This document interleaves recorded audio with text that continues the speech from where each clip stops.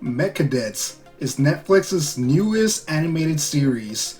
This show is based off a comic book by Greg Pak, and it follows a young pilot of this mech giant robot named Stanford Yu as he joins this cadet program with other newly formed cadets to fight an evil alien invasion.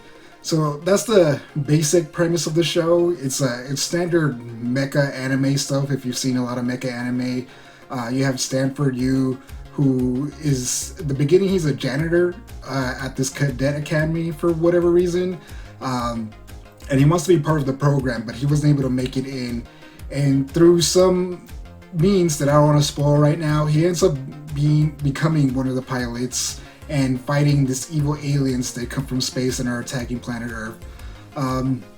It's a really good animated show, family friendly, nothing very super unique. It doesn't do anything to upend the mecha genre.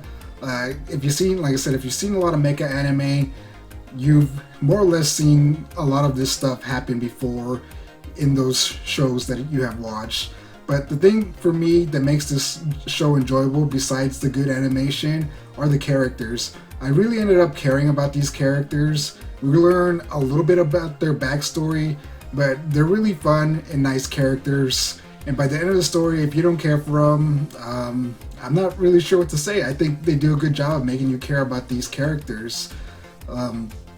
They're, again, it's the standard trope where you have these young children or teenagers who become pilots, and they have to fight these evil monsters that are way beyond them, and it's kind of beyond what they're supposed to be doing. A teenager, you're supposed to be going to school, you're supposed to be hanging out with your friends and having fun, so being called to a higher duty is always something difficult. And you kind of get to see this journey in their world.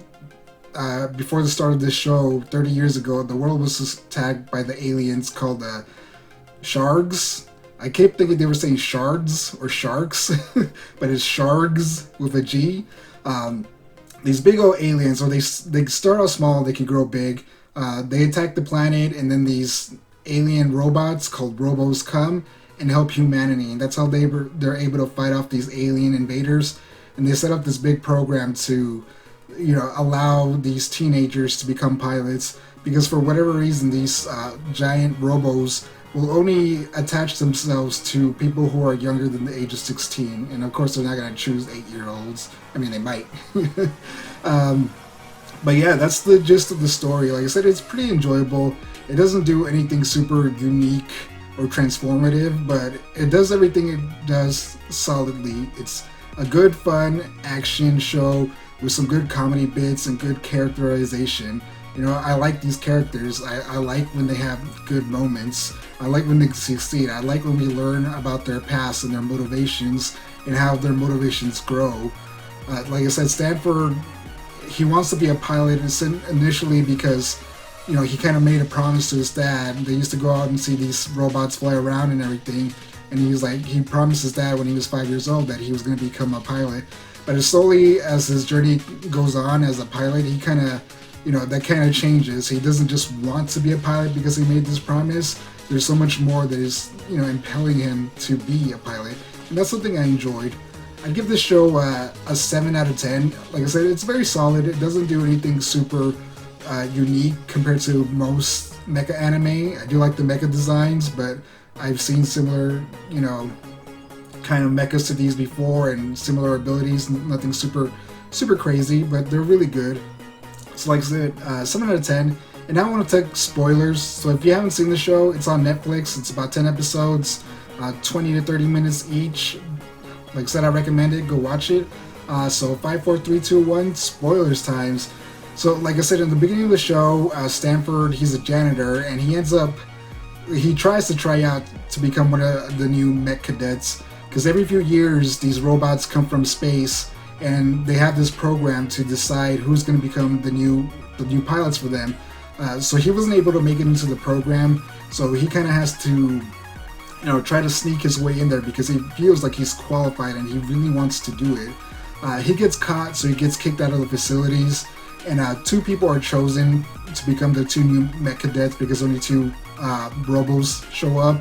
It's Frank and Maya, who are dating. I believe they're dating before the start of the series, or maybe they're just flirting in the beginning, but they end up as a couple by the end of the show.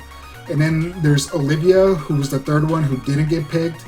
She is the daughter of the general who's in charge of the facilities, and she has all this pressure on her. She's kind of a little bit of my favorite character. I hated her, but I loved her by the end. She's complicated, but she doesn't end up getting picked.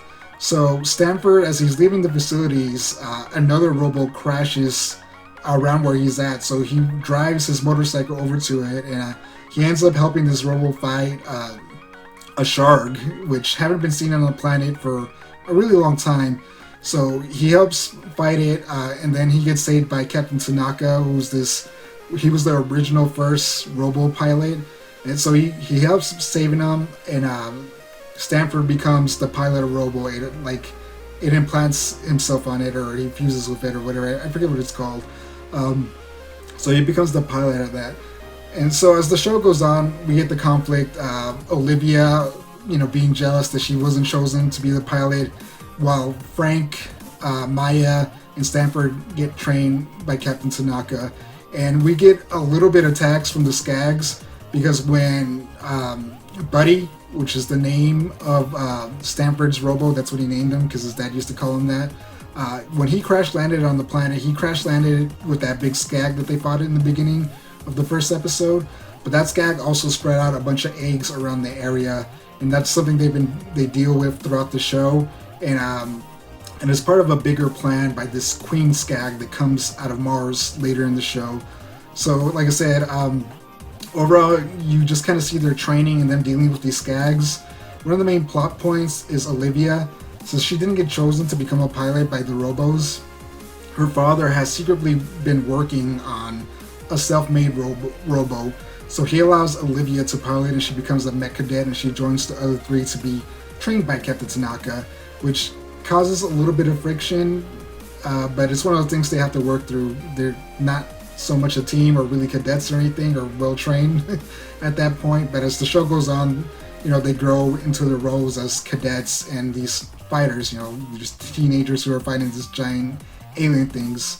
But as the show goes on, we find out that they're dismantling some of these Robos to create these new man-made robots. The reason Olivia's father's doing it, like I said, he's the general of the base, is because he doesn't want children to be piloting these Robos, and since they only choose people under the age of 18, only teenagers can be chosen to pilot. They can pilot them as they get older, but they can only be chosen at a young age. So he's building these robots, but he's dismantling some of the Robos, which are kind of sentient. They're living creatures, essentially, which not a lot of people point out, but they are. They're living freaking beings that can think by themselves. They combine with people, I guess, just so they get better at combat, because I don't think they're really made for combat, and I think that's something they're going to explore later on, because they don't come with weapons, they don't really know how to fight, and that's kind of why they let the people pilot them so they can combat. And through them and through their memories, they learn how to fight and everything like that. At least that's what we're told. So, again, the General's making these man-made robots, which is kind of a little bit of a conflict. It kind of gets just kind of thrown to the side by the end, but that is one of the major conflicts towards the end of the show. And the end of the show is the big climax. It's about 3 episodes long. Like I said, there's this big queen shark that's coming from Mars, and it's been slowly coming to Earth, but by the end of the 8th episode or 7th episode, I think it arrives and attacks. It starts attacking. Well, first there's a little one that kind of destroys this Earth shield, and it kind of allows the big mother queen to attack them. So it turns into this big battle between, of course, our cadets that we have been following this entire time. They're able to repair the force field on Earth, but they get stuck out in space fighting this queen, and then they choose to stay out there to finish it off because they're like, it's just going to keep producing eggs, so we need to defeat it. I kind of like the ending, not so much the final episode, but how they defeated the queen. At first, Captain Tanaka is out there with them, and he's like, I have to sacrifice myself to kill it, because they throw these battery charges that create black holes, And we learned that Buddy's power is to control gravity. So they're like, we'll use his power to hold this black hole open while we push the queen in. And Captain Tanaka's like, I'm gonna do it, which is kind of a cliche, and I kind of hate. I hate when a character's like, I have to sacrifice myself. It's kind of annoying. It's not a good trope, I think, and it works better if it happens in the heat of the moment because it feels more earned. They don't need to announce themselves being the sacrificial person who wants to save the people they care about. So they enact the plan, but Captain Tanaka's Robo, his thruster thing fails for whatever reason because it's been damaged. So Olivia decides to push it in, and the battle ends with Olivia pushing the queen through the black hole, and she essentially dies, or at least they believe she dies, and they return to Earth, happy yet sad that she, they think she died. And the last episodes, like, they kill the queen, like, within the first 5 minutes of the last episode, and the last episode is, like, it's pretty much a long epilogue, setting up the next season and showing what some of the characters are kind of doing. Didn't really love the last episode. It was okay, but I think that they could have made the battle a little bit longer and then just kind of quickly done the epilogue. A lot of shows tend to do that. But the big thing at the end is that they decide, Captain Tanaka, Frank, Stanford, and Maya decide that they're going to go to space to look for Olivia, and Olivia's dad decides to join them too, which I don't know how they're going to do it because as far as I know, they just usually go above, they haven't gone beyond the moon, at least they haven't said that, so they don't have spaceships or anything, so I guess they're just going to fly out there and look for her, which is a little weird. But the final episode of this season ends with Olivia in this big, like, metal facility. She's inside her robot and something disintegrates it, and then, like, this big door just opens up and she's like, where am I? And that's where it ends. I don't know if she's at the Skag homeworld, or if they're the Robo homeworld, because we're not really told where these robots come from. Like I said, I think they're sentient beings. They're probably created by aliens, who knows? But we'll probably find out in the next season. Overall, like I said, it's a fantastic show. I enjoyed it. Like, it doesn't do anything really super unique. I know I keep saying that, but everything it does greatly, and I really enjoyed it. I'm looking forward to the second season because I feel like they set it up with a lot more potential. Like, I want to know where these robos come from. I want to know where the Skags come from. I want to know why they're attacking the Earth and why the robos are coming to help them.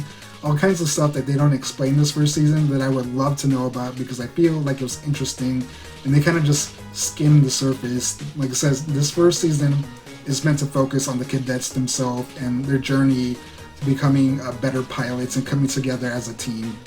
So if you watched the show, what did you think? Did you love it? Did you hate it? Would you prefer to watch just Gundam or something? Let me know in the comments below. I'm a big fan of mecha anime and anime in general, so like I said, I can understand if someone likes, different mecha anime better, but I think this is competent and it's a great job. Like I said, let me know in the comments below if you didn't love it or hated it. As always, thank you for watching, like and subscribe, and I'll catch you in the next one. Peace out.